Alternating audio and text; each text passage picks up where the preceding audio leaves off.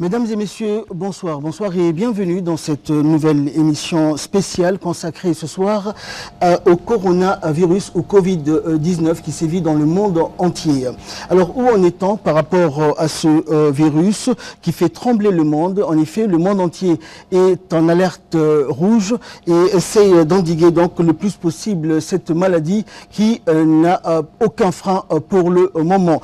Plusieurs pays donc enregistrent des centaines de décès concernant ce virus et des milliers de cas positifs hospitalisés pour le moment, et la majeure partie donc de ces cas positifs sont encore inconnus par rapport aux personnes qui ne se sont pas encore déclarées.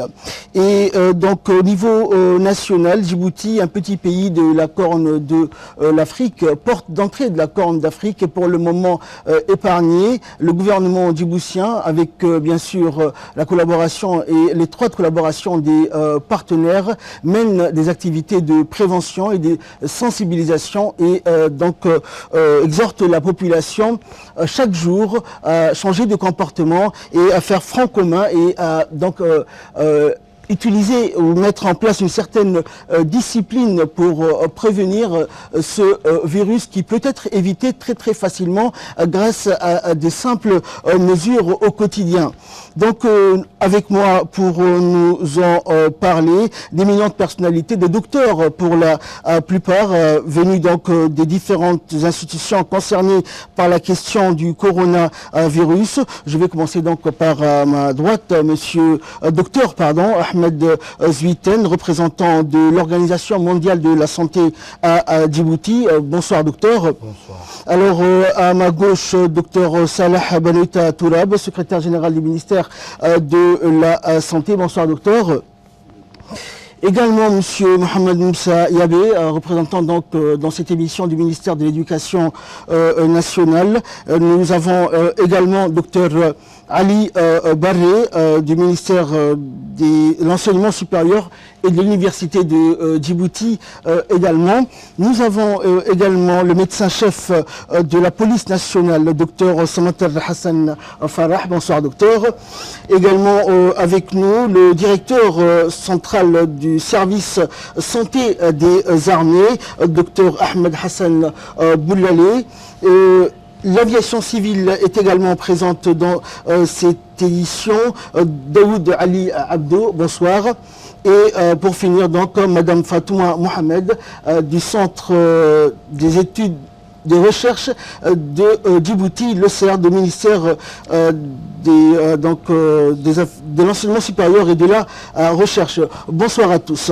Donc je vais dans un premier temps m'adresser à vous, docteur Ahmed Zouiten. L'OMS donc est très présente à Djibouti et donc soutient le gouvernement dans cette prévention, on va dire, qui n'est pas vraiment une lutte, mais une prévention, puisque le coronavirus n'est toujours pas enregistré en République de Djibouti.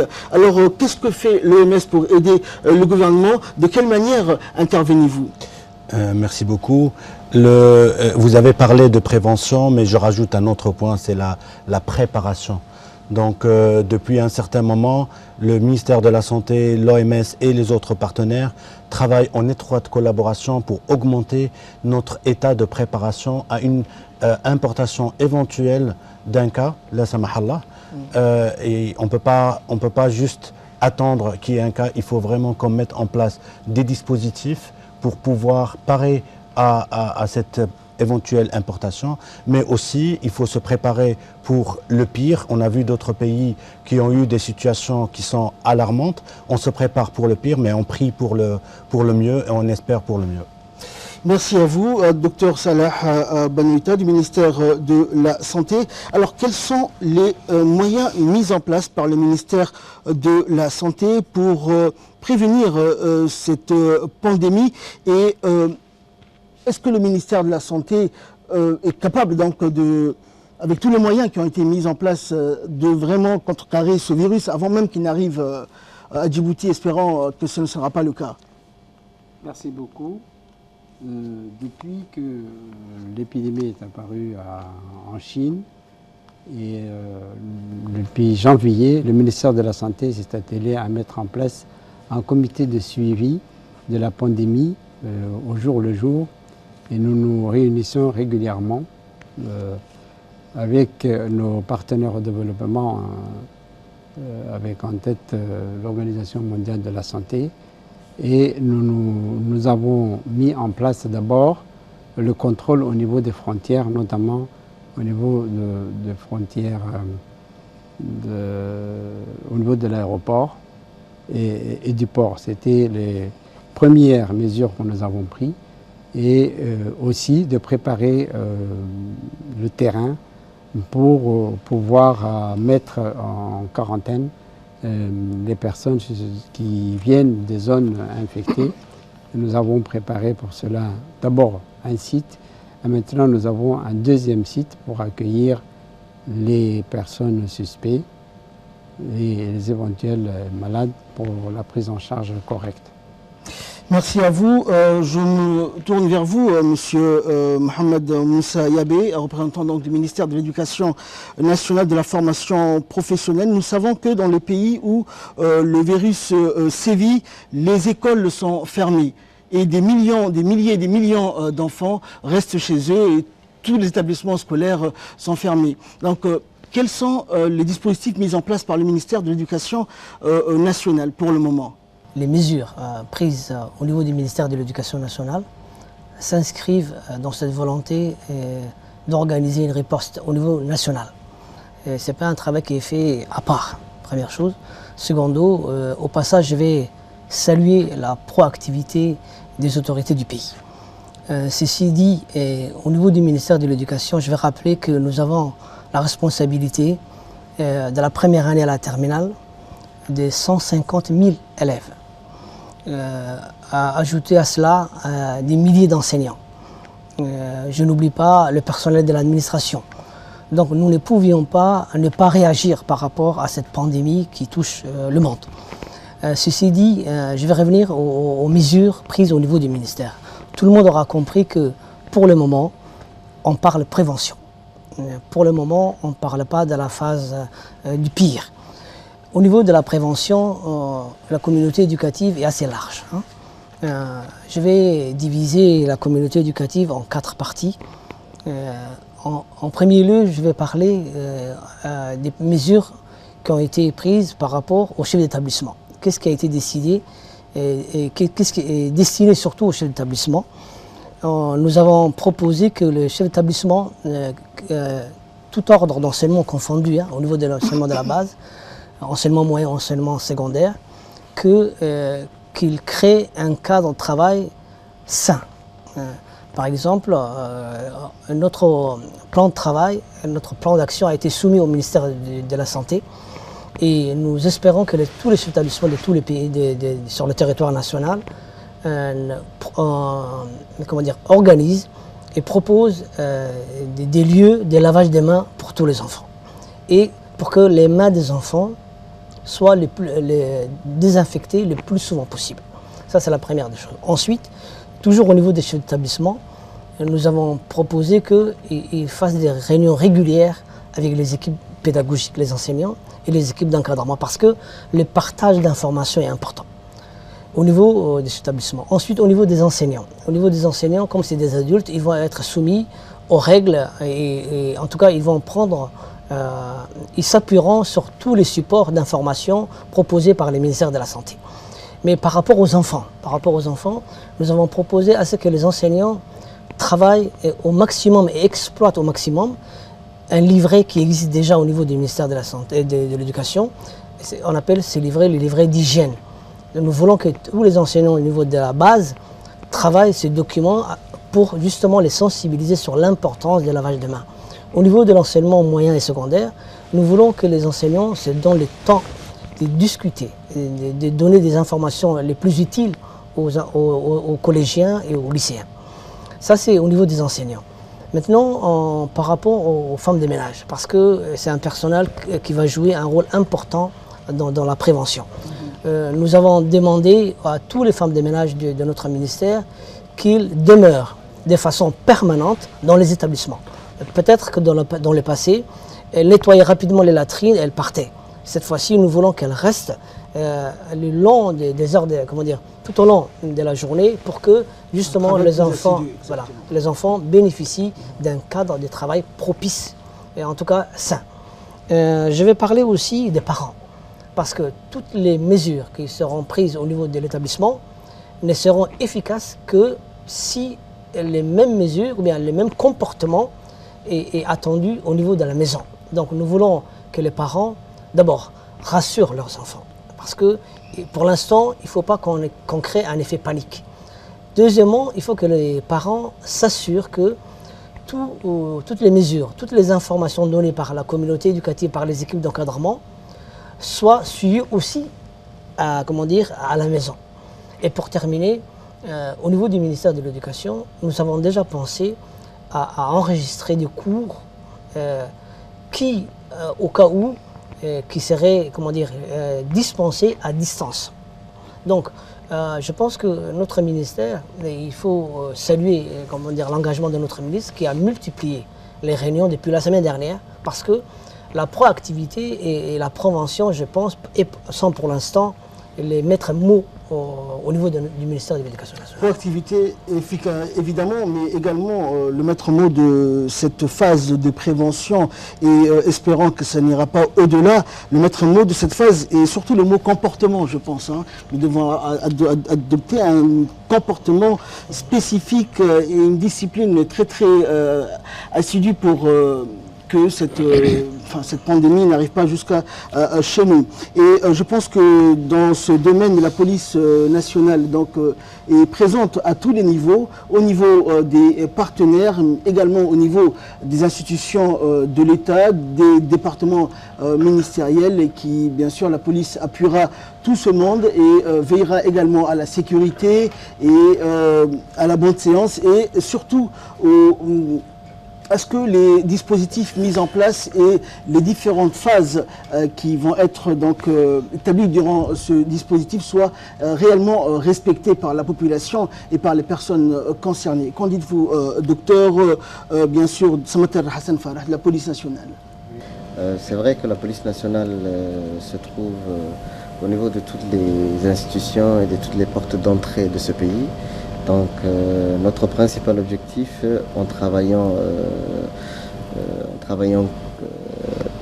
avec le ministère de la Santé, les représentants des Nations Unies, les corps en uniforme, c'est de pouvoir pratiquer de la meilleure des manières les protocoles qui ont été instaurés par le groupe de travail pour que la fluidité et les portes d'entrée soient sûres et que on puisse gérer au maximum la situation.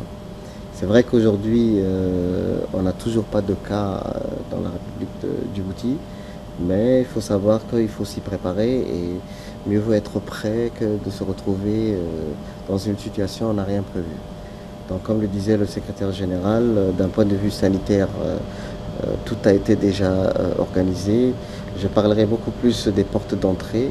Que ce soit les portes d'entrée aériennes, maritimes ou terrestres, la police nationale s'y trouve et selon les protocoles, je répète encore, selon les protocoles qui ont été établis, que ce soit par l'OMS et qui ont été validés par les scientifiques djiboutiens, nous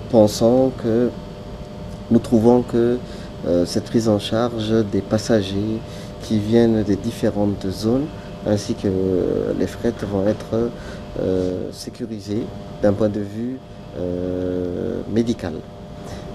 Pour ce qui est des portes d'entrée terrestres et maritimes, ainsi que les portes d'entrée aériennes, nous sommes présents et nous aidons l'Institut national de santé publique en la renforçant avec notre personnel médical pour que le travail se fasse de manière fluide, pour qu'ils ne voient pas, pour qu'on n'ait pas des longues files d'attente et autres, et que le travail se fasse de manière consciencieuse.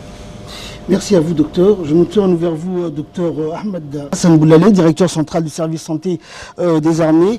Donc l'armée nationale est également présente au même titre que la police à tous les niveaux d'entrée du territoire et surtout des frontières du pays. parlez-nous de la prévention au niveau national. Comment est-elle organisée selon vous? En fait, ce qu'il faut savoir, c'est que les hommes en uniforme, en général, sont engagés, surtout dans deux domaines, essentiellement dans deux domaines. Dans le domaine de la sécurité des frontières du pays, pour lutter contre le trafiquant et les immigrants qui rentrent. Donc, à l'heure actuelle, la police, la gendarmerie et les forces armées djiboutiennes sont sur le terrain pour refouler tous ceux qui veulent rentrer aussi bien sur la frontière terrestre que les frontières maritimes. Ça, c'est le premier domaine dont les hommes en uniforme participent. Il y a le domaine de santé. Donc nous travaillons main dans la main avec le ministère de la Santé dans tous les domaines, dans tous les niveaux, à tous les niveaux, nous participons dans le domaine participons avec les équipes techniques que dans le comité de coordination des crises. Donc c'est dans deux domaines essentiels que les hommes en uniforme ils participent actuellement pour lutter contre cette pandémie. Merci à vous, docteur. Et nous savons également qu'une des premières actions qui a été donc entreprise par le gouvernement est de bloquer donc l'accès des principaux points d'entrée de la capitale et notamment de l'aéroport international de Djibouti. Représentant donc l'aviation civile est avec nous aujourd'hui. Les vols commerciaux donc sont arrêtés jusqu'à nouvel ordre. Monsieur Daoud Ali Abdou. Bonjour, bonsoir, merci beaucoup pour donner la parole. En concertation avec le comité ministériel qui était en charge de la gestion de cette crise et par rapport à l'évaluation qui a été faite, une première évaluation, nous avons décidé, nous, à l'aviation civile en concertation avec l'aéroport et nos partenaires présents sur l'emprise aéroportuaire, de bloquer, de suspendre tous les vols commerciaux internationaux à l'arrivée et au départ de la République de Djibouti. Mais est-ce que nous savons jusqu'à quand ces vols seront bloqués? On ne peut pas s'avancer pour le moment, tout dépendra de l'évolution de la situation. Mais ce qu'on peut dire, c'est qu'aujourd'hui, ça nous permettra d'avoir une tendance se dégage actuellement. Et puis, c'est pour ça que nous avons dit jusqu'à nouvel ordre. Cela nous permettra d'abord aujourd'hui de limiter les risques d'arrivée de personnes potentielles pouvant avoir ce virus. Tout ça dans le but de protéger notre population et tous les autres se trouvant actuellement à Djibouti. Et nous avons également procédé à des missions de sensibilisation et même de préparation à un éventuel cas de coronavirus à Djibouti, en demandant à nos employés, à tous les intervenants sur l'emprise aéroportuaire qui sont très très nombreux, d'adopter des gestes simples. Je ne vais pas reprendre tout ce qui a été dit, mais le lavage des mains, le fait de ne pas se serrer les mains, le fait de respecter des distances, parce qu'on accueille chaque jour en moyenne 700 à 800 personnes qui viennent et qui quittent Djibouti. Et donc c'est pour se prémunir que nous avons décidé aujourd'hui de limiter en tout cas à notre niveau une éventuelle arrivée du Covid-19 par les institutions dans lesquelles nous sommes en charge. Mais les mesures de cargo ne sont pas, le cargo n'est pas concerné par ces mesures, c'est uniquement les vols commerciaux internationaux à l'arrivée et au départ de la République de Djibouti. Alors pour les personnes qui voudraient fuir les pays infectés par le coronavirus et qui ne sont pas testés donc positifs au coronavirus et qui aimeraient rentrer au pays mais qui sont bloqués là-bas, qu'est-ce que vous faites pour ces personnes-là? Nous avons décidé, nous avons créé 72 heures aux personnes voulant partir de Djibouti et se rendre à l'étranger et aux Djiboutiens qui sont à l'étranger de pouvoir venir à Djibouti. Cependant, nous, ce n'est pas aujourd'hui que la pandémie est au plus haut niveau, mais ça fait déjà depuis 4 mois que nous avons déjà mis en place certaines mesures, c'est-à-dire la prise de température, à l'époque même où il n'y avait aucun cas en Afrique. Nous avons mis en place ce dispositif, aussi avec l'aide précieuse de la police nationale. Il y a des tentes qui sont installées, où les personnes susceptibles ou même faisant l'objet d'une suspicion de cas de venant surtout des pays venant de l'extérieur de n'importe quel pays, nous ne faisons pas un contrôle discriminatoire, c'est sur l'ensemble des passagers qui descendent de chaque avion que nous réalisons des contrôles. Nous réalisons des contrôles et dès qu'il y a une suspicion, nous avons en place un dispositif qui permet de transporter ces personnes vers les centres de quarantaine, que ce soit à l'hôpital Bouffard et maintenant actuellement dans un autre centre. Merci. Nous allons revenir sur ce dispositif. Merci à vous, M. Daoud. Docteur Ali Barré, du ministère de l'Enseignement supérieur, également de l'Université de Djibouti. Alors, à votre niveau, la prévention, comment se passe-t-elle donc? Comme vous le savez, l'université est un endroit où il y a une très grande population concentrée dans des salles, dans des amphithéâtres, et il est important de les informer et de les préparer. L'information, bien sûr, c'est une population universitaire, donc on peut leur donner toutes les informations sur ces virus. La prévention, c'est la prévention générale qui a été dite ici ou là. Ne pas se serrer la main, prendre des distances quand on est en groupe, et surtout le lavage des mains. L'université va faire un effort pour disponibiliser des endroits pour se laver les mains régulièrement, pour que donc il ne puisse pas y avoir une transmission par les mains ou bien par les surfaces inertes qui ont été touchées. Toujours dans ce domaine, bien sûr, la propreté des locaux et la désinfection des locaux est importante aussi. Nous avons les mêmes mesures que le ministère de l'Éducation nationale. Rajouter à cela donc que ces jeunes, s'ils sont bien informés, peuvent transmettre l'information dans leur maison, qui sont parfois moins informés, parce qu'ils ne sont pas accessibles, ils n'ont pas accès à toutes les informations. Et enfin, nous avons dès hier informé les étudiants en médecine de 3e année, de 4e année et de 5e année pour leur demander en cas d'éventualité d'une épidémie, en cas d'éventualité de cas contagieux ou de prise en charge de malades nombreux, de se mettre à la disposition des services de santé pour participer donc à l'activité de santé du pays. Merci à vous, docteur. Enfin, je me tourne vers vous, Madame Fatouma Mohamed, du Centre d'études et de recherche de Djibouti, au ministère de l'Enseignement supérieur et de la Recherche. Alors, que fait le CERD pour prévenir également contre le coronavirus? Donc, merci de m'avoir donné la parole. Nous avons fait des réunions avec le directeur général et le ministre de l'Enseignement supérieur et de la Recherche. Et toujours, c'est la prévention, comme mon collègue l'a dit, toujours la prévention.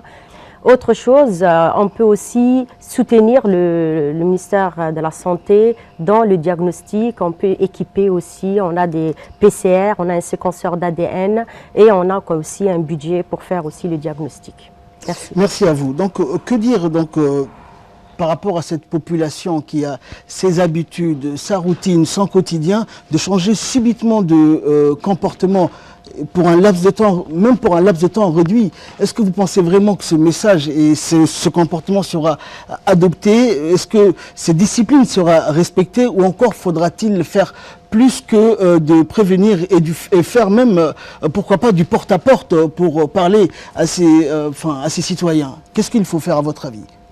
Dans le pays. Oui, alors on dit il faut se laver les mains, il faut adopter... Oui, il faut, ça permet non seulement pour l'interruption de transmission pour le Covid-19, mais aussi pour d'autres maladies. Et le monde a vu qu'il y a d'autres maladies qui ont diminué grâce aux mesures prises contre le Covid-19. Ce que je veux dire, c'est qu'il y a pour le moment 0 cas. Nous sommes prêts maintenant, nous sommes préparés et nous faisons des réunions quotidiennes avec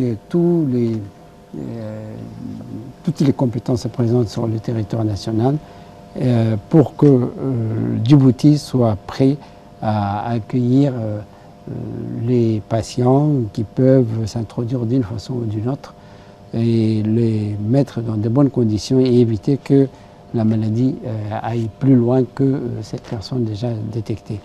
Nous avons le moyen actuellement de faire le diagnostic dans le pays et nous avons aussi des endroits pour les isoler et les prendre en charge correctement. Nous avons aussi la possibilité, dans le cas le plus grave, d'avoir un service de réanimation qui peut aussi prendre en charge les cas le plus graves. Mais nous disons à la population oui, que concrètement, qu'est-ce qu'il sera fait pour que cette population change de comportement? La population ne peut pas changer de comportement comme ça d'un jour à l'autre, oui. Mais nous avons prévu de faire de communication, d'information régulière à partir d'aujourd'hui et 2 à 3 fois par semaine selon l'évolution de l'épidémie pour qu'ils soient informés et des mesures qu'ils doivent prendre individuellement et collectivement. Et à qui s'adresser aussi si ils suspectent quelqu'un qui est venu s'introduire dans le pays, s'ils ont des informations. Sinon, il y a aussi, comme vous l'avez rappelé tout à l'heure, il y a un numéro pour s'informer sur ce qu'on doit faire, ce que c'est ce virus, comment on doit se prémunir. Donc nous faisons l'état des lieux de façon quotidienne, tous les jours à 8h30 au ministère de la Santé avec tous les responsables des services de santé du pays et des partenaires. Et je pense que Djibouti se prépare à accueillir et le gouvernement a mis en place vraiment tous les moyens dont nous avons besoin pour qu'on puisse lutter correctement, prévenir et éventuellement prendre en charge les personnes infectées. Alors en parlant de moyens, docteur Zuiten, il y a quelques jours nous avons assisté à une simulation à l'aéroport international de Djibouti qui nous a par la suite mené à l'hôpital Bouffar, un centre de prise en charge des quarantaines, également à l'hôpital d'Arta. Alors pensez-vous que tous les moyens, équipements techniques sont là, ou sinon qu'est-ce que l'OMS pourrait faire pour que ce manque soit comblé?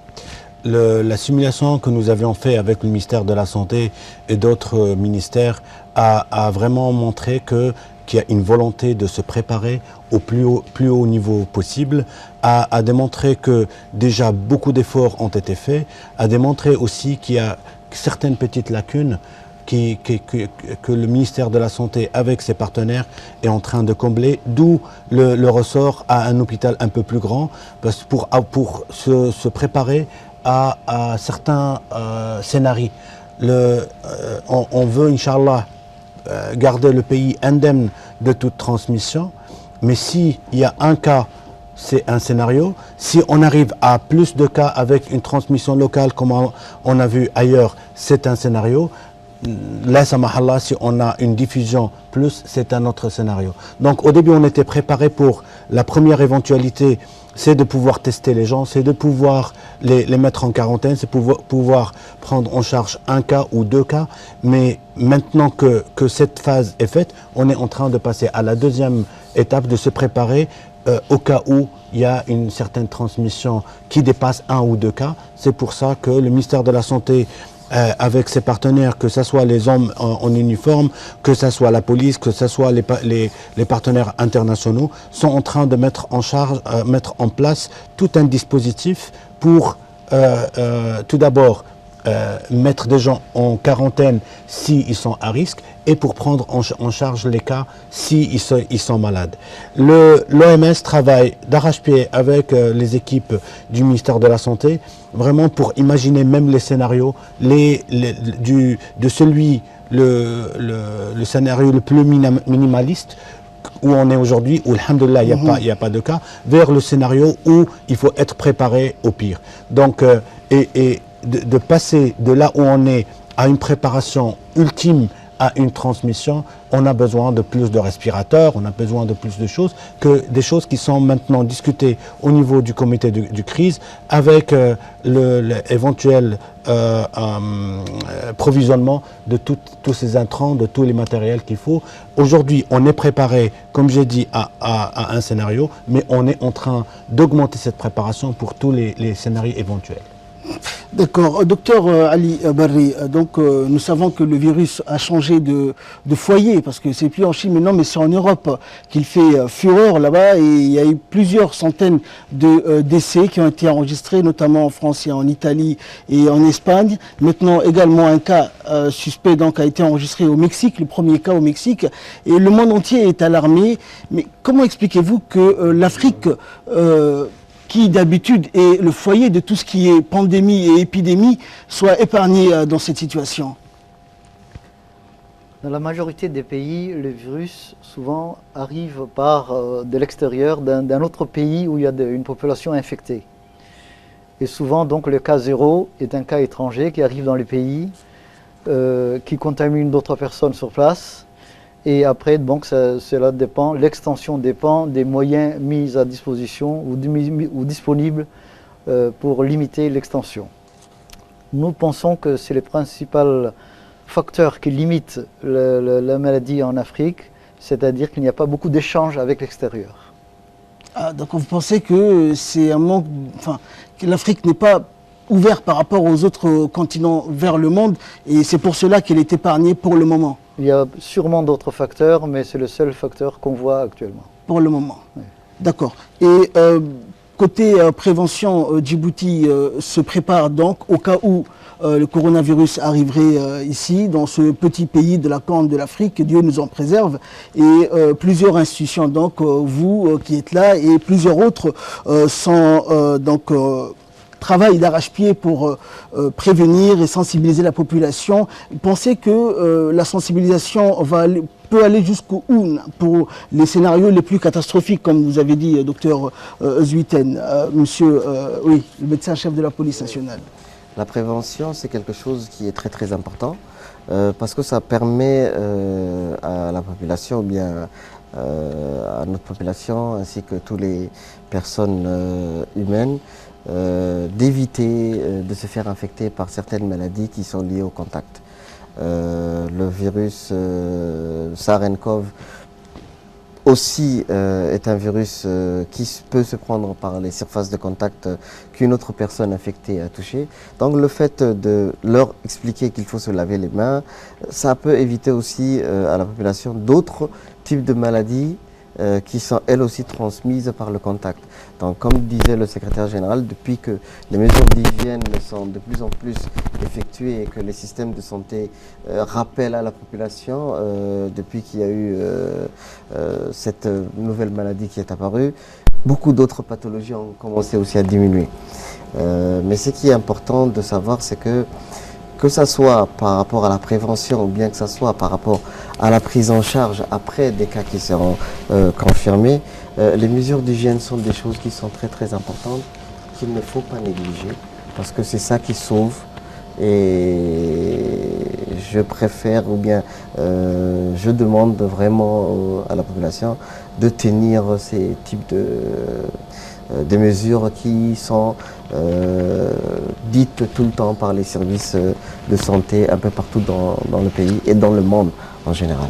Merci docteur. Donc nous sommes tous d'accord pour dire qu'à Djibouti, aucun cas de coronavirus n'a été enregistré pour le moment. Et nous savons également que les personnes qui sont décédées après avoir infecté le coronavirus sont des personnes dont la tranche d'âge, l'espérance de vie dépasse à peu près les 60 ans, les 55 et 60 ans et un peu plus, et qui ont également un précédent de maladie respiratoire ou pulmonaire. Qu'en pensez-vous, docteur, au niveau mondial, je veux dire? En fait, au niveau mondial, ça fait 2 mois et demi exactement que l'épidémie a commencé. C'était un 31 décembre où l'OMS a été notifié ce qu'on appelle un cluster, un nombre de cas d'une maladie respiratoire qui était jusque-là inconnue. Et en 2 mois et demi, on a beaucoup appris de cette maladie. On a appris que c'est une maladie qui s'est propagée très très rapidement. On est jusqu'à hier à 7 heures de l'après-midi, on était à 153 527 cas, avec 81 000 cas qui ont été confirmés en Chine, c'est-à-dire un tout petit peu à peu près la moitié des cas qui sont au niveau global, avec 144 pays qui sont affectés jusque-là. Juste hier, 7 nouveaux pays se sont rajoutés à la liste des pays qui ont confirmé des cas. Un pays en Europe ou en Euro-Asie qui est le Kazakhstan, et 6 pays d'Afrique, la Mauritanie, l'Afrique centrale, la République d'Afrique centrale, la Namibie, la Guinée équatoriale, Eswatini et Mayotte. Donc déjà, on voit que l'Afrique commence à recevoir des cas et il faut que les pays africains fassent tout ce qu'ils peuvent pour limiter la transmission au niveau local. Parce que c'est vrai ce que vous avez dit, la tranche d'âge où on a vu le plus de mortalité, c'est des gens qui ont ou des tares associées, c'est-à-dire des maladies associées, ou des gens qui sont très avancés dans l'âge, des gens qui sont à 80, 99 ans et plus, mais ça ne veut pas dire que c'est la seule tranche d'âge où on a retrouvé de la mortalité. On ne veut pas en arriver là, mais ce qu'il faut, c'est vraiment tout d'abord de se prémunir d'attraper le virus, comme tout le monde ici l'a dit. Je veux repasser un message, c'est se laver les mains beaucoup de fois par jour en utilisant savon ou une solution hydroalcoolique. Oui. Mais il faut aussi respecter ce qu'on appelle une distance sociale. Il ne faut pas être à plus ou plutôt à moins de 1 mètre d'une autre personne. Moi, personnellement, je ne salue plus les gens. Je fais comme ça pour dire bonjour, pour limiter la transmission aux autres. Il faut aussi savoir que quand quelqu'un est malade, il faut qu'il respecte son entourage en mettant un masque pour pas qu'il y ait les gouttelettes qui transmettent. Oui. Et il faut aussi que les gens, son entourage comprenne de prendre une distance par rapport à cette personne. D'où la sensibilisation. Et il faut que cette personne appelle le numéro qui a été mis à la disposition pour que la personne soit prise en charge, soit testée et prise en charge correctement. Alors, monsieur docteur Ahmed Hassan Boulali, vous avez un mot à ajouter au niveau de la prévention toujours et de la sensibilisation de la population, parce que pour que les gens comprennent qu'une personne qui est infectée et qui ne veut pas transmettre cette maladie à ses proches, mette un masque, évite de saluer, de s'approcher. Mais si la population n'est pas vraiment sensibilisée, ces personnes pourraient mal le prendre et comprendre autre chose, alors que lui, il essaie juste de les éviter donc d'être infectés. Alors qu'en pensez-vous? Ça, c'est le rôle de la commission de communication et de sensibilisation qu'on avait mis en place avec le ministère de la Santé et nous.